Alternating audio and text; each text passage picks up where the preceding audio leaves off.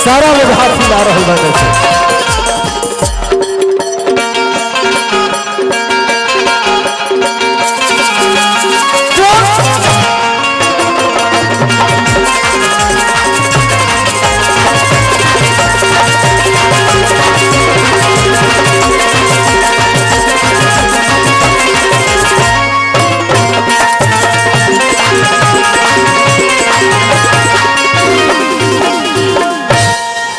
बनवे पागल बना रहल बा, तारा अखिया के कजरा जान झगड़ा करा रहल बा। और मैं जिसके सम्मान में कब से बोल रहा हूं, लेकिन मैं बता दूं, जब ट्रेंडिंग में खेसारी लाल यादव जी को सर्च किया जा रहा था, तो हिंदुस्तान से बाहर की कंपनियां भी सर्च करने लगी कि बेटा कहाँ का है। तब पता चला ये बेटा और गार्जियन हमारे बीच में उपस्थित है। मैं चाहूंगा श्री अवलेश सिंह जी हमारे बीच में आज जिनके वधू भोज में इतना बड़ा कार्यक्रम हो रहा है, पुष्पहार देकर के सम्मानित करेंगे। भोजपुरी के कैसे बेटे खेसारी भैया बोले कि गार्जियन के हम पुत्र बन करके हम गार्जियन के दरवाजे पर उपस्थित है, और श्री अवलेश सिंह जी हमारे बीच में उपस्थित है। एक प्यारा सा दृश्य खींच लिया जाए और हम सभी अभिनंदन कर रहे हैं भोजपुरी के ऐसे कलाकार का जिनके स्वर से भोजपुरी मिट्टी होती है, और हिंदुस्तान से बाहर कई देशों की मिट्टी को हमारी भोजपुरी चूम रही है। वैसे ट्रेंडिंग स्टार बागी बलिया के धरती का वो लाल, छपरा का वो लाल, बड़े भाई खेसारी लाल यादव जी का। और ये सम्मान ऐसे हिंदुस्तान आपको देता रहेगा। आपके द्वारा हम सीना चौड़ा करते हैं। हमारी भोजपुरी भाषा विस्तारवादी का जो अंदाज इतना खड़ा हुआ है। आइए प्यारा सा फोटो, श्री अवलेश सिंह जी हमारे बीच में उपस्थित है, और मैं चाहूंगा एक ऐसे लाल जिनको दिल में हमें रखना है। अभी तो चलना शुरू किए हैं, अभी उड़ान बाकी है, ये संग्राम जारी रहेगा जब तक इनके तरकस में तीर कमान बाकी है। श्री अवलेश सिंह जी लड़ते रहेंगे अपने जनता जनार्दन के लिए जब तक इनके शरीर में जान बाकी है। मैं अभिनंदन करता हूं गार्जियन का। और ये पुष्पहार, ढेर सारा प्यार हमारे भोजपुरी परंपरा के अच्छे मंच उद्घोषक बड़े भाई चंदन सिंह जी, और साथ में हमारे गार्जियन श्री अवलेश सिंह जी। श्री अवलेश सिंह जी सम्मानित करिए भोजपुरी के उस लाडले को पुष्पहार देकर के, जिसने हमारे भोजपुरी के पताका को पूरे हिंदुस्तान, पूरे अंतर्राष्ट्रीय पटल पे फहराया है। वैसे हम सभी सम्मानित कर रहे हैं। लक्ष्मण दुबे लहरी की कलम चलती है खेसारी लाल यादव जी के लिए, तो किसी ने लिखा आपके मोजर हो तू, महुआ के कोची हो तू, भोजपुरी के आंदान शान हो तू। आई सच्चाई बात बा कि भोजपुरी के सच्चा औलाद हो तू।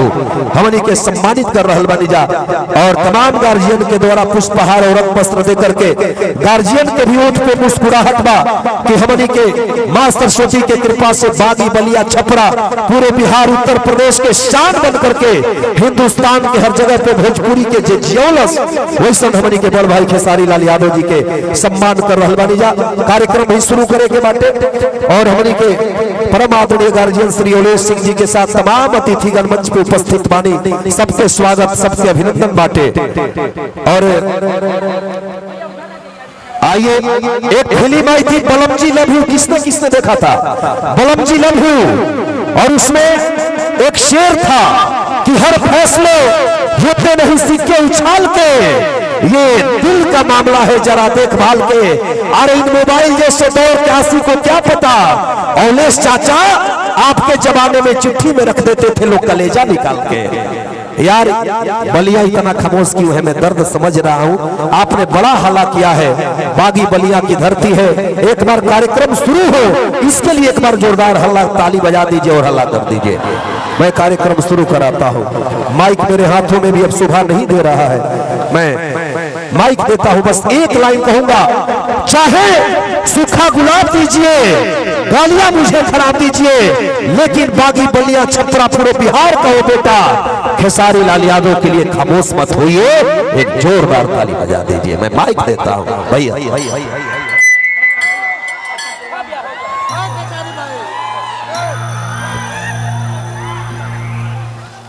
हो गए, ढेर स्वागत।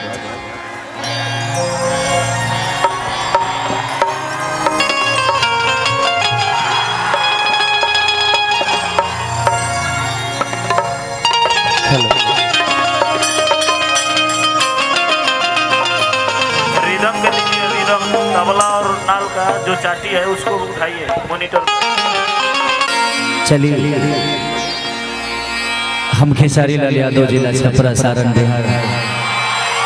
एक में टोन दो ना, टोन थोड़ा सा बेस ज्यादा हो गया, थोड़ा टोन दो। जितना भी हमके प्यार करे वाला लोग बा, काका चाचा पितिया माता बहन बेटी हमारे छोट भाई बड़ भाई जे भी हमके मोहब्बत करेला, जे मोहब्बत से आशीर्वाद देला, चरण छू के प्रणाम करते हैं।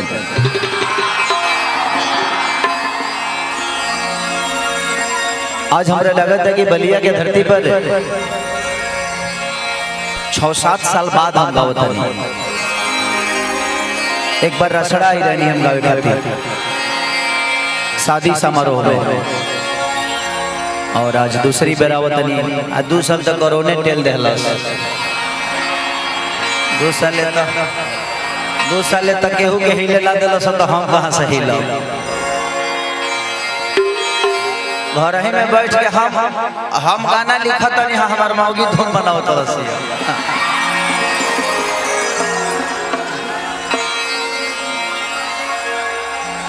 हमार मौगी खेलत है पबजी, हम दोनों बेरा काटत नहीं सब। ये कोली हो तो दोसर का हो, लेकिन धरती के वीरों की धरती, जवानों का देश, भागी बलिया उत्तर प्रदेश। इस धरती पे सिर्फ वीर पैदा होते हैं। अतर लोग जब आवाज जब होला तो बुझा जाला कि हाँ बलिए के लोग हवे। तनी एक बार तनी हाई वाला कदल होता।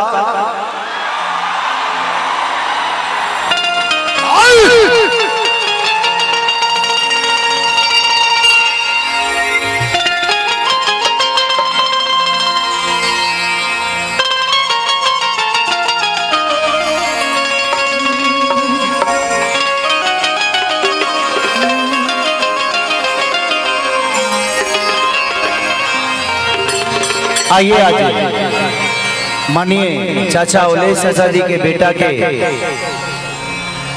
आज रिसेप्शन में रुआ सब के प्यार पावे खातिर खेसरिया के बुलाओ बा। बस शुभकामना बा वो दुल्हा दुल्हन के हजारों हजार बरिस तक की जोड़ी सलामत रहे। हमरा तरफ से शुभकामना बा, आशीर्वाद देवे के क्षमता धनी है, बट कोशिश करी ले कि रुआ सब के प्यार में हमेशा बना रही। हो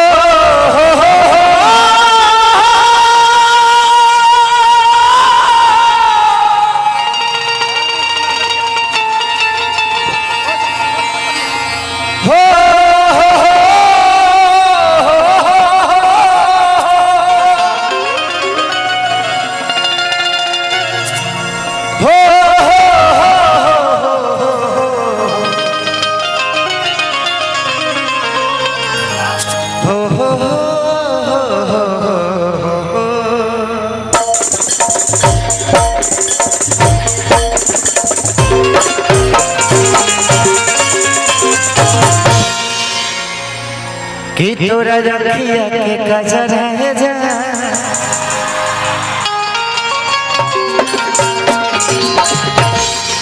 झगड़ा करा दिले बा।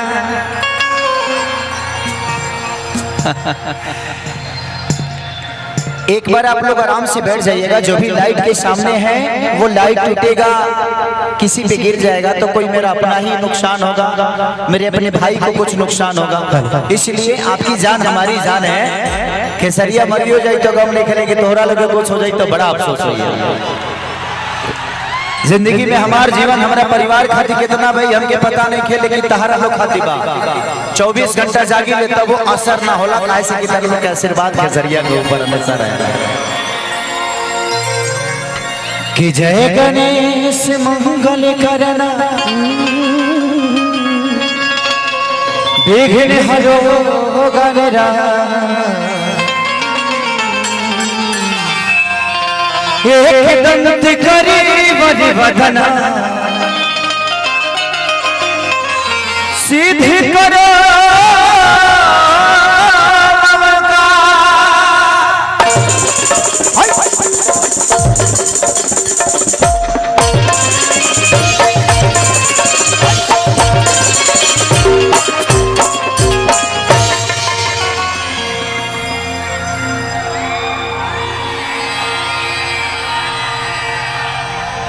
कि चुनरी तोहर माथ में बा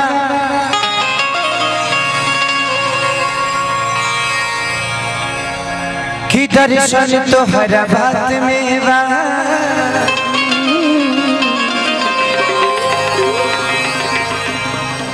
कि दे आशीर्वाद ये नैया कि आज बलिया में खेसारी के इज्जत तोहरे हाथ में बा।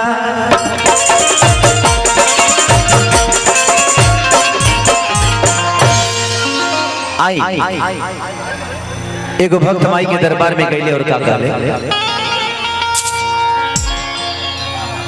कि माटी के मूर्ति से ताकेली मुस्काई के जय हो वाह वाह 2 3 4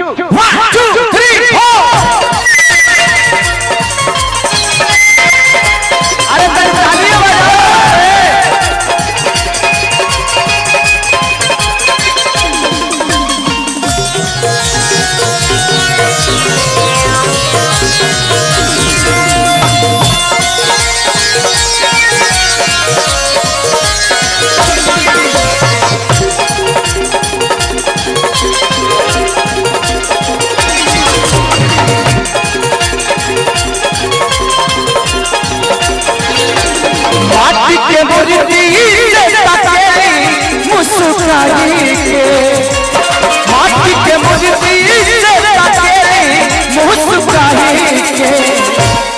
जब रूप सुहावन लागे जब रूप सुहावन लागे दुर्गा माई के माटी के मूर्ति से ताके मुस्काई के माटी के मूर्ति से ताके मुस्काई के जब रूप सुहावन लागे जब रूप सुहावन लागे हमरा माई के कागल बानिया रे भवानी मैया झुलुहा लागल बानिया रे भवानी मैया एहो जगदम्बा मैया एहो जगदम्बा मैया एहो जगदम्बा मैया एहो जगदम्बा मैया झुलुहा लागल बानिया रे जगदम्बा मैया झुलुहा लागल बानिया रे जगत तब जब रूप सुहावन लागे हमरा माई के गजब रूप सुहावन लागे दुर्गा माई के वाह वाह खेलाना कि यहाँ की खाती यहाँ का पहाड़ी अरे पानी खाती पानी। तिवारी बाबा जब भी आप मिलते हैं तो अलग ऊर्जा के साथ मिलते हैं। पूरी बलिया के शान है। भगवान से प्रार्थना यही करेंगे कि जब तक धरती रहे तिवारी साउंड कभी ना मरे। कि यहाँ की खाती यहाँ का पहाड़ी पानी खाती पानी पानी खाती पानी जे जैसे चाहे वैसे मिले माता रानी मिले माता रानी पानी खाती पानी जे जैसे चाहे वैसे मिले माता रानी।